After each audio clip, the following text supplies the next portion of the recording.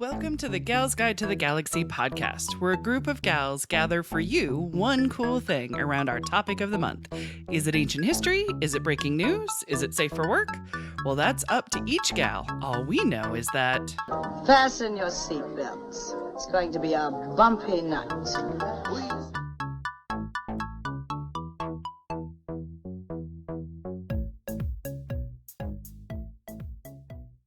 Welcome back! I am Leah, and I am joined by Bonnie and Katie and Claire, and we are talking about our one cool activist gal. So Bonnie already talked about women's rights advocates or activists. There we go. Women's rights activists in Saudi Arabia. Dun, dun, dun, dun, dun. Getting those driver's license. It's amazing. But before we dive back in, how about we get to know something random about our gal pals? So my question that I have for you lovely ladies is, what activist do you follow or admire most? And yes, it can be an organization as well. And yes, it can be male or female. Dun, dun, dun. Well, I wanted you to say we have to drive into this question. We have to drive right into this question. Oh, that would have been great. Exactly. I like how you're steering the conversation. God, I love you all. I can go first, though. Puntacular. Do it. It's really hard because we've talked about so many amazing women on this podcast, and I've learned so much from all of you. But when I covered Angela Davis and learned about her and what a badass she is, just a huge inspiration to me, because I'm like kind of the opposite of a badass. You're a badass in your own way. In my own wimpy way. No, you're not wimpy. You fight for different things than Angela Davis fought for. But you are a fighter, girl. You are a survivor. You are every Christina Aguilera lyric that I am forgetting right now. But she's amazing. So that would be my person. She's delightful. Mm-hmm. Well, Bonnie. since you... Oh, yes. Sorry. But did Go Bonnie, for it. did you want to go? Okay, I was going to say, because you said I could do an organization, and Yes, it could I did. be a man or a woman. And so I'm going to be very inclusive and have everyone. And my organization that I follow on Instagram is called the Transformation Project. And so their handle is just SD Transform Proj, so PROJ. Ooh. And there's a lot of discrimination against transgender people and two-spirit and non-binary people in South Dakota. And so they need to have an advocacy network, and they will do different events and work on organizing people to contact legislature. And they bring up so many issues that if I wasn't following them, I wouldn't be aware these attacks are happening on such people that are typically disenfranchised or unempowered. And so it's a great way to be aware of issues that are important and pertinent and happening right now. Yeah. Oh, I love it. Yeah. So Transformation Project. Exactly. Yes. And I will put that in the show notes. So you've got a direct link, people, to go and support as well. You don't need to be in South Dakota to totally support. So I love that. Perfect. Bonnie, what about you, darling? I was gonna say, I guess that makes me next. Yes, that's what my little Zoom squares tell me. I feel like I don't have like a great like unknown thing. How about a known thing? Since I just did all that research and I was trying to like look up with all the stuff with the Afghan women, and I was trying to look of who Malala suggests that you donate to causes and stuff. So like, I always love Malala Yousafzai. Super amazing. And I am waiting for her to be the next prime minister of Pakistan. Yes. I will shamelessly plug that the library does have the Malala Book Club selection books that she picks every month. So we do have those available for lending. Amazing choices that she does, fiction, nonfiction. She mixes it up, entertaining, light, and then heavy, serious, and political. And I love her choices. And so, yeah, she's been one to watch, but yeah, she's going to take it over it all. And I'm cool with that. Sweet. Mine is the Dalai Lama. I kind of feel like that's like too easy of a choice, only because I've been Buddhist for the last 30 years, but it's the Dalai Lama. It's who I've been following. It's who in dark times, it's like, let me just watch a Dalai Lama video. I mean, that dude makes me smile. I've seen him in person 3 times. I've been fortunate enough to actually go and see him. And that's because I make an effort to as well. Anytime that he is nearby, he does not travel that often, but he just has this face that when you see him, you smile. And so I just absolutely admire that, because he is an activist at the end of the day. His activism is for compassion and peace. So, it's the lighter side, if you will, of activism, where it's like, who doesn't agree with that? Well, China. So because he's been around, Bonnie is spitting out her beverage right now, because he has been a refugee from the Chinese government since 1945. So yeah, so everybody's down with the peace and love of the dog. But I love him, and that has nothing to do with the lady that I was going to tell you about. But no, actually, you know what? It does, because this lady also makes me smile.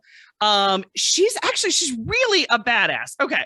All right. So let me do this. So this woman, she's somebody I've been wanting to talk about on the podcast, like, for a really long time. She fits into a lot of the research topics that we do, but I'm always like, I'll just wait. All right. So my lady, before I tell you her name, here's what she did. She won the Presidential Medal of Freedom. Gloria Steinman said that if our country was more fair, she would have been president of the United States. She was one of the native peoples who reclaimed and occupied Alcatraz Island for 19 months. Oh, and she was also the first female chief of the Cherokee Nation. Has anybody ever heard of oh my gosh, I almost said William. Wilma Mankiller. Yes. All right. So I'm thinking Claire and Kate are new to the Mankiller family. Don't worry. I will tell you all about this amazing lady. But Bonnie, you're a fan? Yes, I'm a fan. I'm a fan of her work and a fan of her name. Of her name. You giggle every time. Exactly. Us feminist man haters. I will say her book in the library is amazing, because on the side of it in huge font is just Mankiller. It looks gorgeous in a women's history library. Is that a good book to read when you're on public transport and you just don't want people to talk to you? They will have no idea of the amazingness that is in the page. And that's not about killing men, ironically. But I think the title will give you some extra space on the subway. But okay, so Wilma is fascinating. She's super smart. She's wonderfully tenacious, and she's just eloquent as shit. So sorry, I had to put eloquent and shit in the same sentence because it was funny. I will not have enough time to tell you about her whole life. So for those of you who know, consider this to be an introduction. Please don't email me. Introduction to a woman who I think more and more people should learn about. I think she should be taught in school. So many elements of her life are utterly fascinating. So I'm going to speed through some of it, but I'm going to give you enough to kind of paint a picture of this amazing woman. So she was born in Oklahoma in 1945. And to give you a tiny bit of context of what we're talking about with Native Americans in 1945 is that Native Americans were not actually considered full citizens of the United States until 1925. Besides the fact that they were here first. Yeah, I was gonna say, dibs doesn't. Dibs did not count. No, calling shotgun. No, didn't work either. No, not at all. So we're only 20 years into the government actually recognizing Native Americans as people when Wilma was born. So that's kind of where we're at. It's not a great place. It's a one step into progress, if you will. Now, her dad's name is Charlie Mankiller. She comes from a whole big line of man killers. Her dad is 100% Cherokee, and her mother, Claire, was Dutch Irish. Look at that. So she comes from mixed ancestry. The Mankiller family had 11 little Mankillers. I'm getting all the Mankiller lines in now because later I won't really be using it as much. But 11 kids, they were raised in Cherokee culture. And Wilma was the middle child. She was born 6th. out of the 11. The Mankiller family grew up in the Rocky Mountains in a house that they built themselves. They had no running water. They had no electricity. They lived off the land and they were surrounded by nature. And they were happy. They had everything they needed. They sold what they didn't need to others who did need it. You know what I mean? Like plants and labor and things like that. And they worked off the land. They were doing fine. But when Wilma was 11 years old, the government came in and talks of relocation began. Now, the Mankiller family was no stranger to this because their ancestors were moved out of Tennessee over the Trail of Tears in the 1830s. So it's kind of like they've seen this movie before, but this time in Oklahoma, there was oil in their hills. And so their land was deemed more valuable to businesses who had government friends. And those people convinced the Native Americans that it was better for them to go live a better, glorious life in San Francisco, the glorious 7-mile radius island, the teeny tiny island of San Francisco. I lived there for a little bit. That's why I call it tiny. So Wilma and her family moved from their no running water, from living off the land, to the housing projects in San Francisco. And there was no better jobs and there was no better housing that was for them either. What was there, though, was this glorious influx of activism that was happening in San Francisco.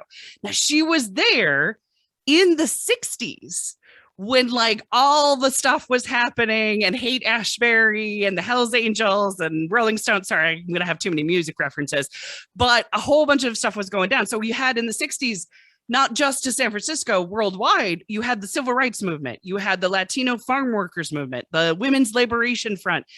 There was also Native people talking about tribal land laws as well.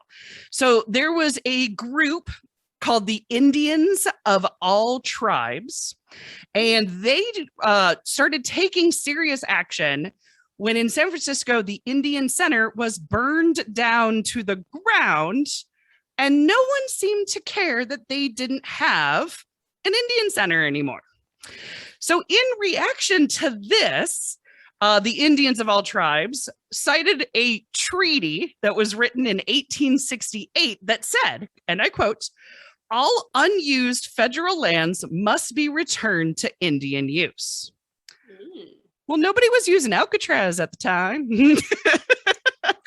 Alcatraz shut down in 61, was just sitting there. Federal property. So they decided to go the legal way and lobby for that to be the new Indian Center in San Francisco. But after 3 years of not being listened to and kind of being dicked around by it, a group of 89 men, women, and children arrived on Alcatraz Island in the cover of night, November 20th, 1969. They stayed on the island for 19 months and occupied it.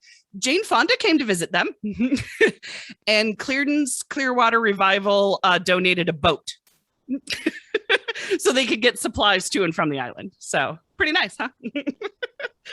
So when Wilma said, when Alcatraz occurred, there we go, words. I became more aware of what needed to be done to let the rest of the world know that Indians had rights too. So that event really radicalized her. Really gave her like a reason to be like, oh, hells no, this isn't cool anymore. Like, we're gonna go get some stuff done now. So I'm gonna have to fast forward a little bit because Wilma got married, started a family, buried her father, went to college, worked at Indian centers across the country, got divorced, moved back to Oklahoma, moved to a Cherokee reservation, and then almost died in a car accident. These are the things that I need to fast forward through to get to the more juicy parts of her life. I mean, she's just like nonstop interesting what happens to her. But the car accident was horrible. It was 2 cars in a head-on collision coming at each other, and they were best friends. They knew each other. Yeah. The other woman in the car did not survive, and Wilma almost didn't. They thought she would never walk again. She had life debilitating, illnesses and pains from that car accident for the rest of her life, but she did survive. Now, the weird thing was, though, and she said this in an interview, she never again had a fear of death. Like that. She's like, I survived that. I'm not scared of dying anymore. I will tell you that a woman who's not scared of dying is a very powerful woman. She is very dangerous, mama bear, that you don't want to mess with. So it was horrifying. It was terrible to happen to her, but it was another awakening in a series of awakenings in Wilma's life. So enter the Bell Project. So now the Bell Project, Chief Swimmer, which of course I have David Swimmer in my head every time I say Chief Swimmer. I'm so sorry. It's Ross from Friends. Like every time I say Chief Swimmer, I just picture Ross. But Chief Swimmer, he asked Wilma if she would help develop a community center to 350 Cherokee who had few jobs and had absolutely no running water in the area that they were in. She did not come in there to tell the people what they needed. She didn't go in there like anybody else probably would have done and saw 350 people and be like, you need this, you need this, you need this, and you will thrive and survive and all that. Instead, she sat down with them for months and said, what do you need? Because they had been living. When somebody would catch a fish, they would make sure that they had enough for everybody. If somebody had extra blankets, they would share them. If they had extra wood, you know what I mean, that they could cut down for fires, they would.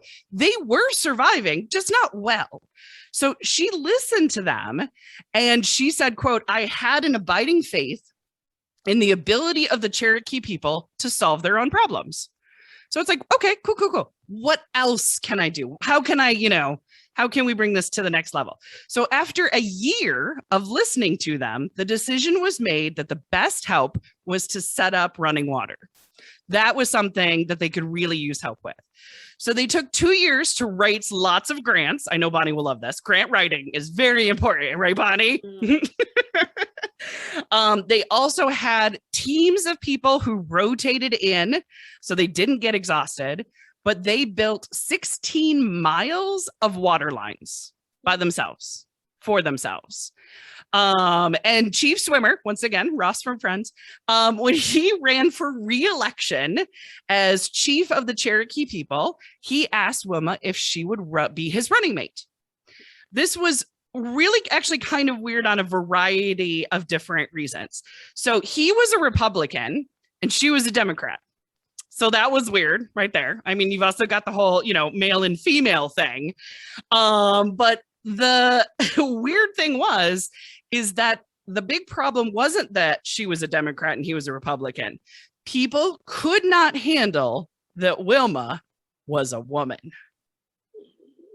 That was the big problem. And it shocked Wilma to her core. So I watched this interview with her, and I'll put it in the show notes too. It's called Upon Reflection. It's a very, very 1993 kind of show. Like, it's horrible. But the interview is really, really good. And you get to see Wilma, talk about her life. And she really said the big issue was not her politics. It was not her activism and things that she did, with Alcatraz and, with other reservations. It wasn't even her beliefs. You know what I mean? It was only the fact that she was a woman. That was the only problem people had with her. And she's like, cool, because guess what? The one thing I'm not changing is. She said that fact was the lowest point in her life, having to deal with sexism. That was the lowest part. She got death threats, y'all, like scary phone calls when the person on the other line is loading a gun. That's all she would hear. There was a parade that she was walking in, and she caught the eyes of a young man in the crowd who was mimicking his hand like a gun and pointing it at her. Yeah. So it was terrifying, but she and Swimmer somehow won by a little tiny bit. in 1983 to be chief of the Cherokee Nation. And I don't actually know what her position, I can't remember. It's not like assistant. It's not vice president. You know, there's another title that is the running mate. But during that time, she worked on the divide between full bloods and mixed bloods. So there was very much this, I'm full blood Cherokee and I'm, you know what I mean? And then people who are not, and a very much a divide between those two.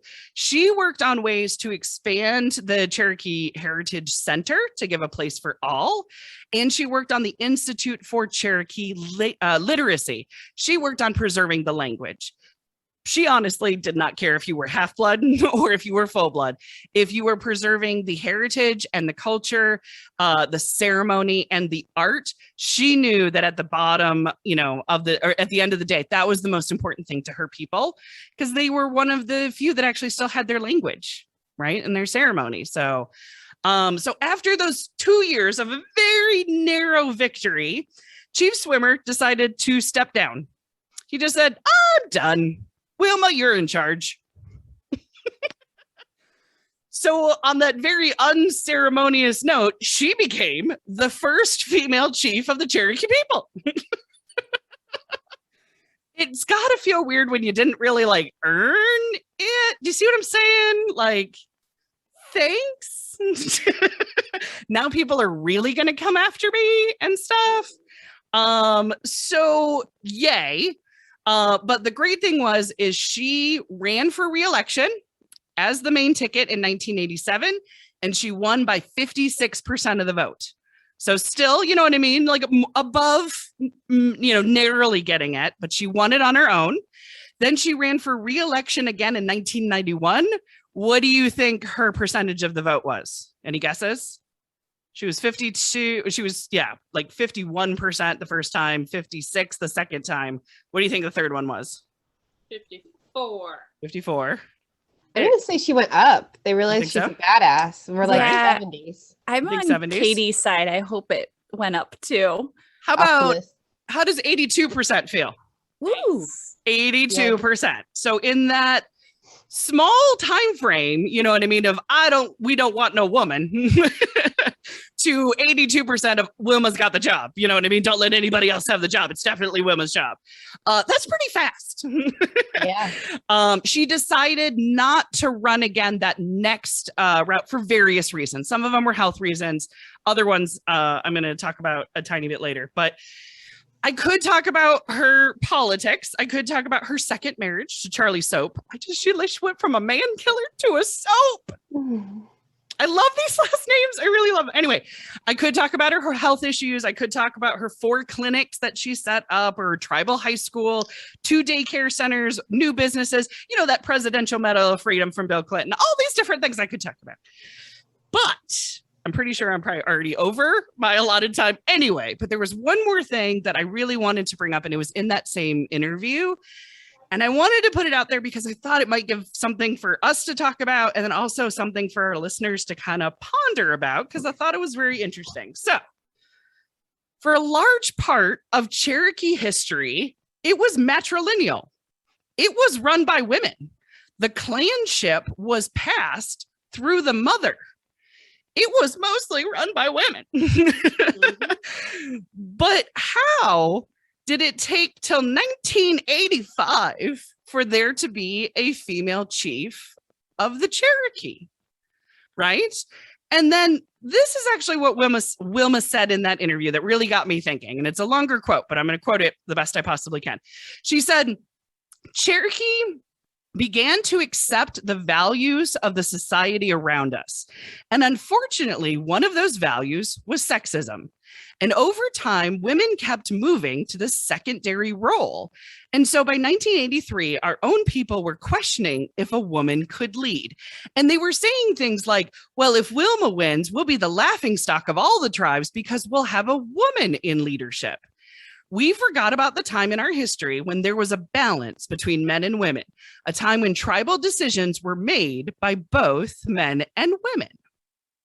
So I thought it was so telling how pervasive sexism is and how quickly it progressed, and then also how quickly it receded. We're talking 56% of the vote to 82.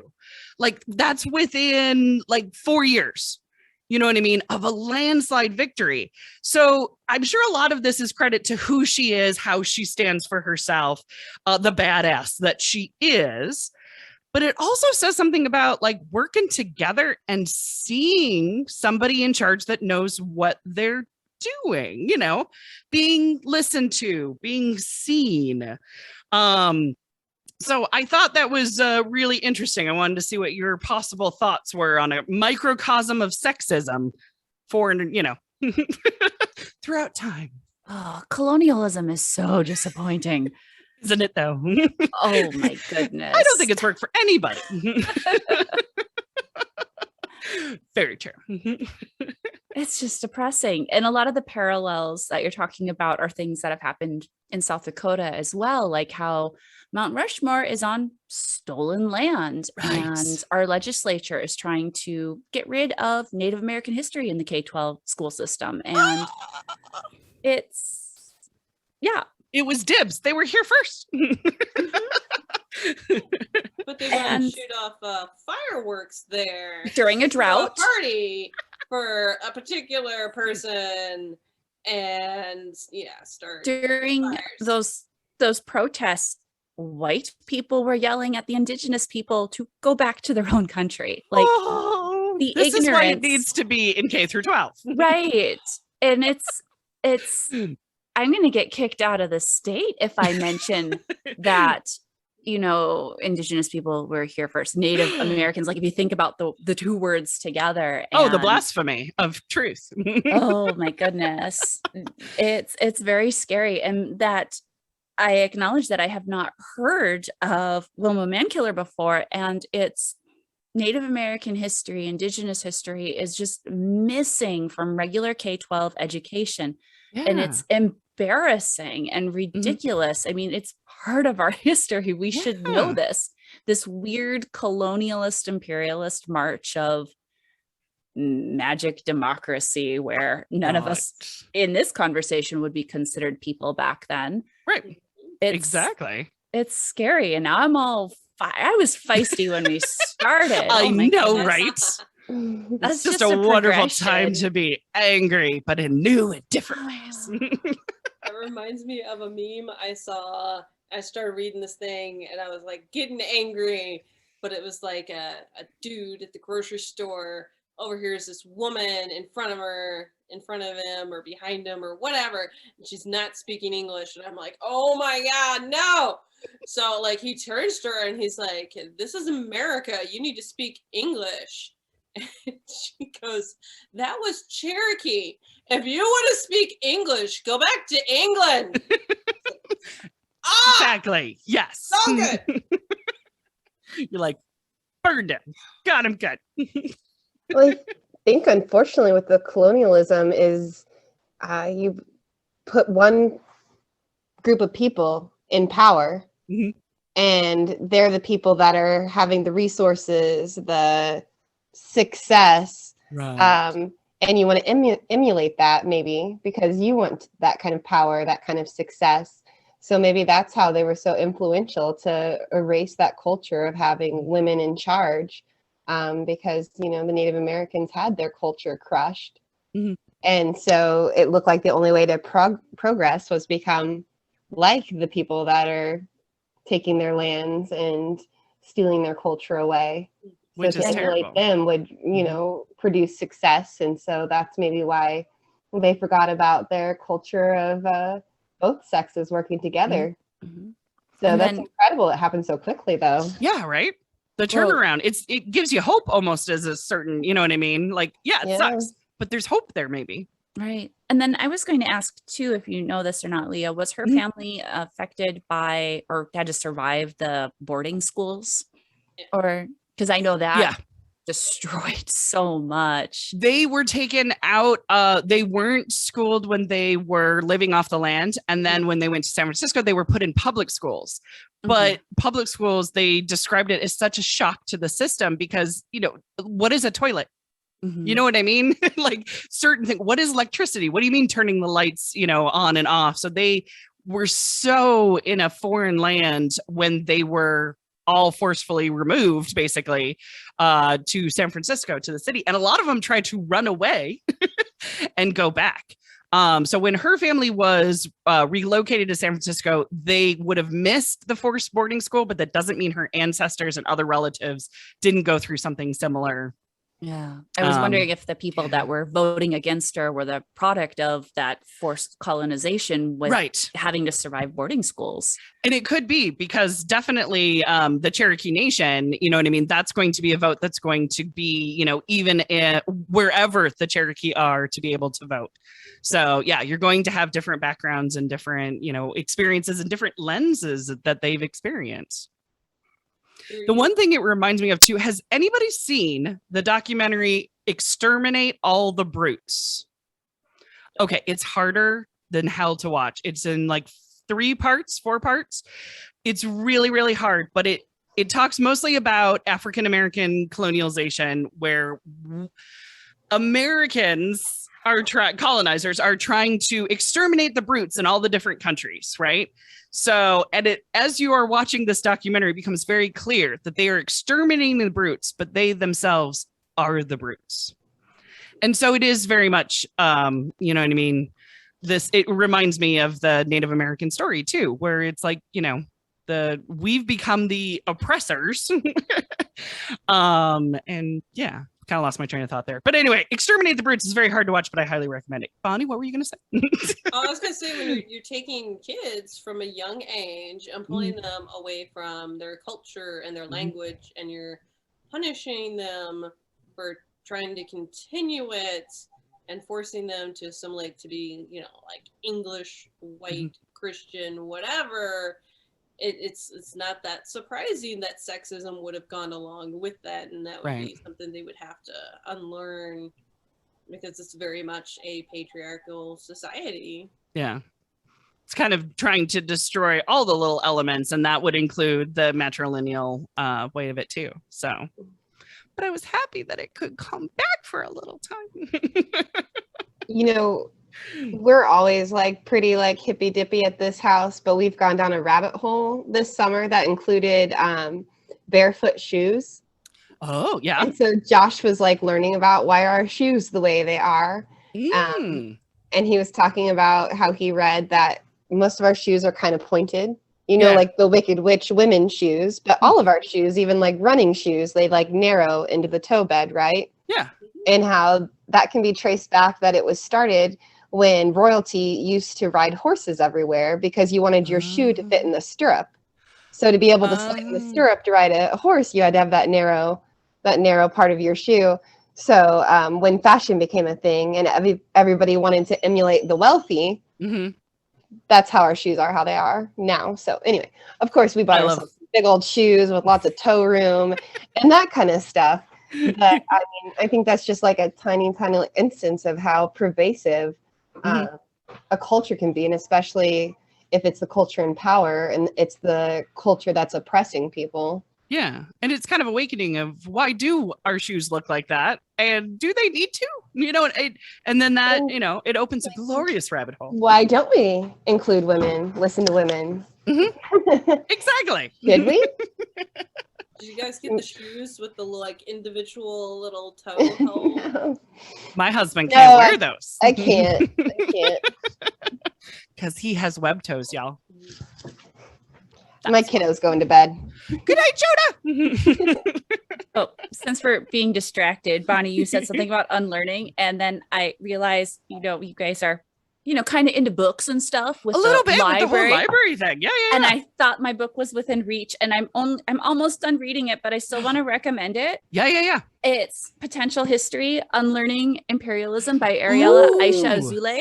Look at that. It's hard to read. Is it? Hard, Yeah. But it's good. And I picked it up because I was into the history of museums. Yeah. But she weaves in so much, like a lot of the topics we've been discussing. And it's like, that reminds me of that book. That reminds me of that book. And then Bonnie said, good plug. Unlearning. I'm like, oh, unlearn what where's you have my learned. book? Yes, Visual exactly. aid.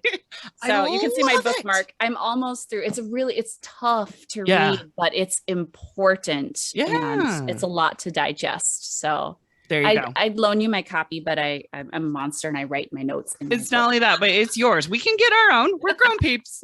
We have a library. I know. Yeah. A library. If someone wants to donate it through Amazon. This is very true. We have a charity wish list, or you can straight up just order it on Amazon and ship it to us at the library. So that works too. Yeah. Whoever does that is an awesome, amazing, and very good looking person. Oh, nice. Yes. Absolutely. We're going to get 70 copies now. Oh my goodness. We'll love every single one of them. But good looking. I like that. Mm-hmm. Yes. The last thing I wanted to share about Wilma Mankiller is that she knew when it was time to leave politics. And she said, quote, when she started to sound like the people she used to protest against. I thought that was so deep. So I'm Buddhist, and a lot of the Buddhism that I study, it's the way to sum it up is to know your own face. It's very Zen. It's a weird koan, but it's the idea of knowing who the hell you are, what your moral is, and go, that's me. That's my own face. Now I'm going to put that aside and focus on all y'all. So knowing who you are allows you to separate yourself from everybody else, but you kind of have to like know your own face first. And when I read that, I'm like, holy crap, this woman knows her own face. And she can observe and say, now it's time for the next generation. Now it's time. I have made my mark and I've now become the person that I hate, because it's politics, y'all. At the end of the day, we're talking politics. So she is an activist, but she became a politician, and she even knew, that when it was time to go. She lived to be 64, by the way, and she died in 2010, so she didn't die all that long ago, but she did a crap ton in 64 years. So I highly suggest her book. It's called Mankiller. Nice. Amazing. Did you have any other questions? I felt like I took too long. No, it was amazing. Sweet. I told you y'all love her. Yeah, thank you. She's badass. All right, so I shall wrap it up. Well, that wraps it up for us this week. Join us next week as our next gal pal shares her one cool activist gal as the Gal's Guide podcast continues. Thanks for listening. For show notes, links, and images from this week's show, visit galsguide.org. Want exclusive stuff like deleted bits and major bloopers? Become a Gal's Guide patron today. Thanks for listening.